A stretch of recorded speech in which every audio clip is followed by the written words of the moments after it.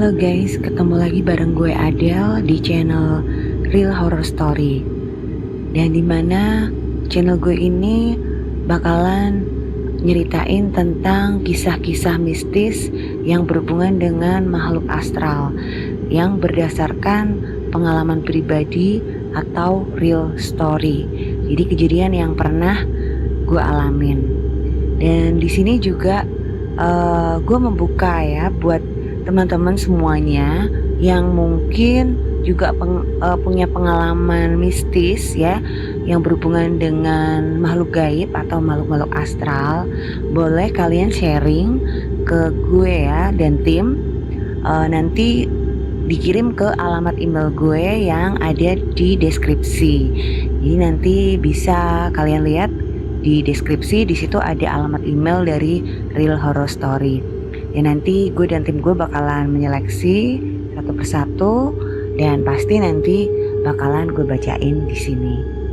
Dan jangan lupa sebelum gue lanjut cerita gue ini, klik ya tombol like dan juga subscribe buat yang belum subscribe supaya channel gue ini tetap bisa menghadirkan cerita-cerita horor, cerita-cerita mistis yang tentunya bisa menghibur kalian semua, khususnya buat pecinta horror story. Dan jangan lupa juga buat komen dan share kalau emang kalian suka sama cerita gue. Oke, kita lanjut. Gue ini adalah indigo ya, jadi memang gue punya sixth sense yang kebetulan gue diberi talenta ya sama Tuhan untuk bisa merasakan kehadiran dunia astral gitu. Dan ini kejadian yang mau gue ceritain itu waktu gue masih tinggal bareng sama almarhum bokap gue, jadi di rumah gue yang lama gitu. Kebetulan emang rumah gue ini lumayan besar ya, karena gue juga dari keluarga besar. Bokap gue punya 8 anak ya, dan kami tinggal satu rumah semuanya. Jadi itu emang rumah gede karena kamar-kamarnya juga banyak. Kebetulan gue anak paling kecil gitu, jadi bungsu. Nah waktu itu gue kan masih ada yang serumah juga ya sama bokap gitu. Kebetulan kejadian ini terjadi waktu gue masih SMP dan saat itu sekolah gue itu pulang sekolahnya lebih awal dari jam biasa gitu. Jadi karena ada rapat guru, jadi murid-muridnya dipulangin lebih cepat. Nah biasanya gue ini kan selalu diantar jemput tuh sama bokap kan kalau ke sekolah gitu ya. Cuman berhubung gue pulangnya lebih awal, jadi bokap masih ada kerjaan di kantor, jadi gue akhirnya pulang sendiri naik angkot gitu. Nah nyokap gue ini juga kerja kantor guys, jadi emang kalau siang gitu rumah gue agak sepi gitu. Paling ada kakak gue yang di rumah gitu kan. Nah udah waktu gue sampai di rumah ternyata pintunya dikunci guys. Jadi mungkin kakak gue lagi pergi gitu, cuman gue nggak ngerti kemana kan. Nah terus gue bingung kan, jadinya gue bingung gimana nih masuknya. Nah, tadinya gue sempat ketok-ketok itu nggak ada suara kan, berarti kakak gue pergi gitu. Nah waktu gue lagi ketok-ketok pintu nih, ada tetangga depan rumah gue itu keluar gitu. Itu udah nenek-nenek gitu sih gitu, jadi udah lumayan lanjut usia gitu. Terus dia nanya gitu, jadi dia setengah agak teriak dikit gitu kan di rumahnya, dia udah pulang kata dia gitu. Terus gue noleh gitu, terus oh iya bu gitu gue jawab kan. Emang kebetulan dulu panggilan gue di rumah itu adek memang kan, karena gue anak paling kecil, jadi tetangga-tangga gue pun juga manggil gue adek gitu. Nah terus dia ngomong gini, dia ini kuncinya di sini tuh. tadi kakak kamu nitipin karena dia lagi keluar gitu. Dia bilang gitu, dia lagi keluar sebentar kayak gitu. Oh iya bu gitu. Terus akhirnya gue samperin ke rumahnya, gue ambil kuncinya kan. Setelah gue ngucapin terima kasih, yaudah aku balik lagi ke rumah gitu. Terus gue buka kan pintu. Nah gue lepas sepatu dulu nih, soalnya ada kakak gue tuh yang dia pasti ngomel-ngomel kalau gue masuk masih pakai sepatu gitu kan. Nah kan emang yang biasa ngepel dia gitu, jadi pasti marah-marah gitu kalau sepatu dari luar nggak ditenteng gitu kan. Ya udah gue copot sepatu di luar terus gue tenteng gitu. Nah rumah gue ini kan bentuknya lurus ke belakang gitu kan, jadi memanjang ke belakang gitu. Ngelewatin ruang tamu dulu, terus ruang tengah, terus ruang makan ya. Ruang makan ya, di situ ada rak sepatu tuh di belakang lah, pokoknya di bagian belakang rumah gitu. Nah udah, gue kan masuk nih, gue masuk dalam rumah kan. Udah pas di ruang keluarga itu kan di situ ada TV. Zaman gue masih kecil dulu itu kan TV-nya belum yang pakai remote gitu kan, belum pakai remote gitu, jadi masih yang kita harus pencet tombolnya gitu baru nyala. Terus juga dulu TV gue tuh ada kayak lemarinya gitu loh guys, bisa ditutup gitu kan ya, model-model zaman dulu lah kayak gitu. Cuman waktu itu emang TV-nya kan gak ditutup gitu, jadi dibiarin kebuka gitu kan. Nah pas gue lewat itu tiba-tiba tuh ada suara kayak ceklek gitu kan, jadi kayak suara kalau neken tombol on off-nya TV gitu. Nah gue kan refleks noleh gitu kan, noleh ke arah TV gitu, kok bunyi ceklek apaan tuh gitu. Terus gue sempet berhenti gitu kan di depan TV gitu, depan TV kan gue berhenti. Terus gue lihat ternyata tuh ada titik merah keluar dari layar TV-nya tuh, jadi kayak TV mau nyala itu loh gitu kan, keluar titik merah. Terus gue kan sempet heran gitu, tapi tetap gue liatin nih gitu, gue liatin ternyata itu beneran guys, keluar gambar, jadi muncul gambarnya gitu, jadi kayak ada nyalain TV gitu kan, ada nyalain TV, jadi TV-nya nyala. Nah kan gue sempet bingung kan, loh kok nyala kan gitu kan.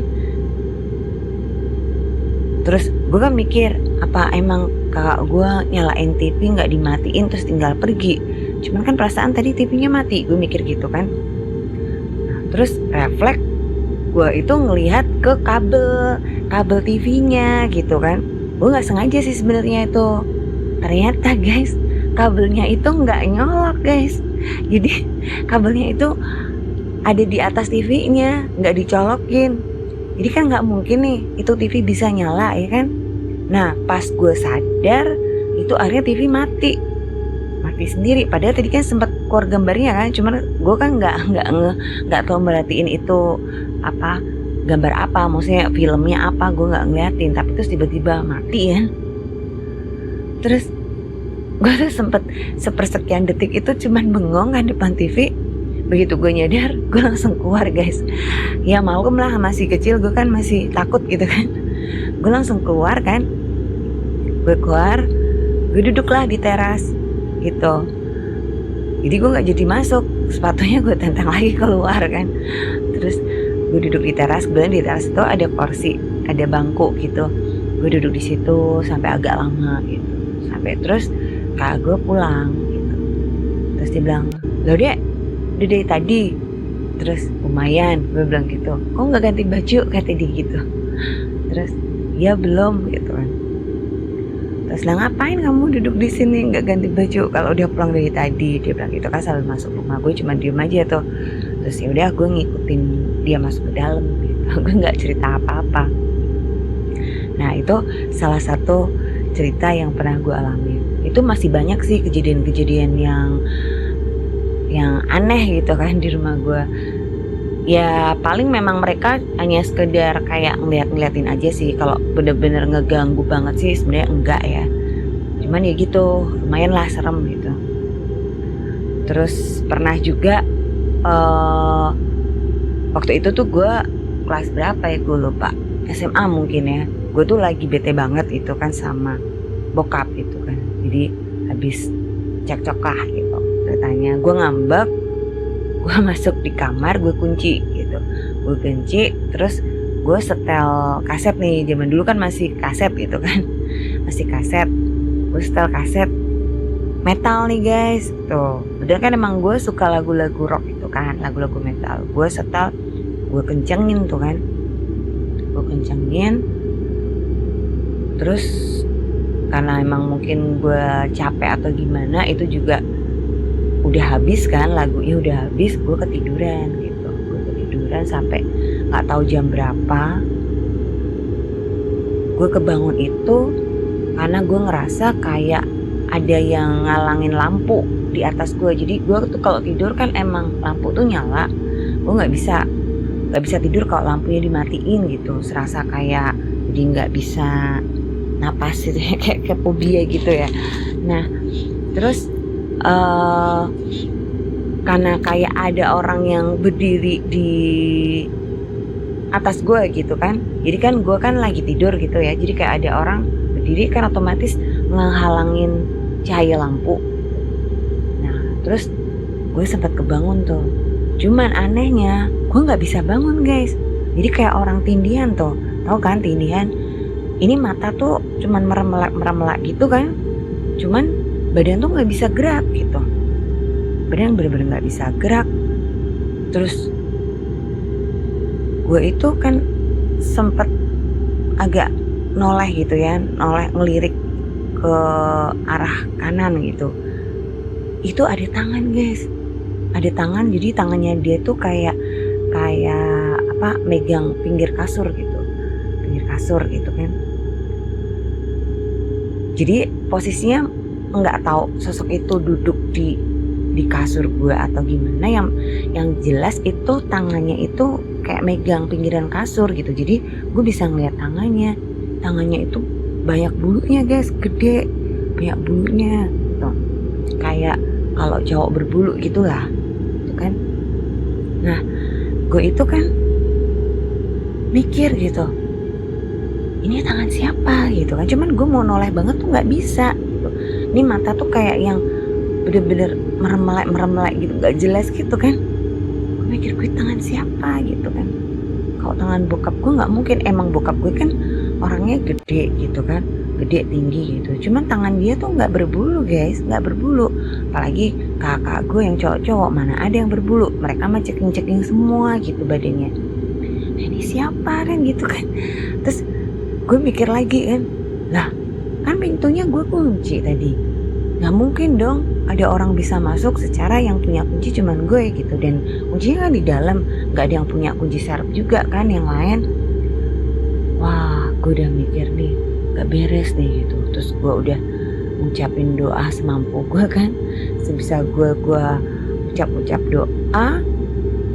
Terus akhirnya gue tuh bisa bangun guys. Akhirnya gue bisa bangun.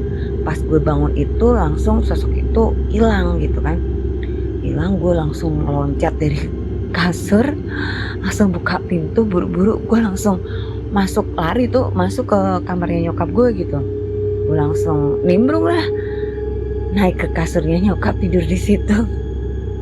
Terus nyokap gue kan kaget gitu kan. Terus ngapain sih kata gitu. Gue cuma diem aja lah, langsung tidur di dalam gitu.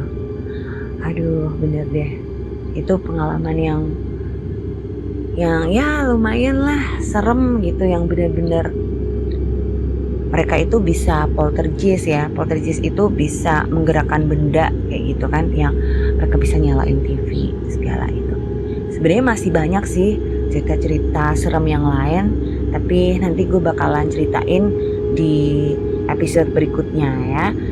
Jadi terus pantengin tiap Kamis malam ya channel Real Horror Story, supaya kalian bisa ngikutin kisah-kisah horor, kisah-kisah mistis yang pernah gue alamin dalam hidup gue. Dan jangan lupa ya like dan juga subscribe channel ini, dan juga komen, dan juga boleh share ya kalau memang kalian suka. Dan jangan lupa buat yang pengen gabung sama channel gue ini Real Horror Story, kalian bisa ceritain kisah-kisah horor kalian ke alamat email yang ada di deskripsi. Oke guys, jangan lupa jaga kesehatan dan jangan lupa bahagia. Sampai jumpa.